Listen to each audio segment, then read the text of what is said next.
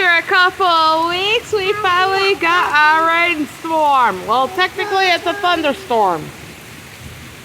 I signed up for WXX severe weather alerts. Apparently, we're supposed to get 3-inch hail, but I doubt it'll make it to our place. But I should.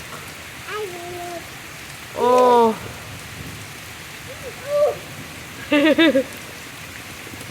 Lightning and thundering. I hope it's raining at the farm like it is raining here.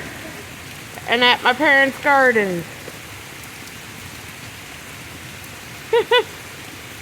Yesterday was almost 90 degrees. And my son hates water.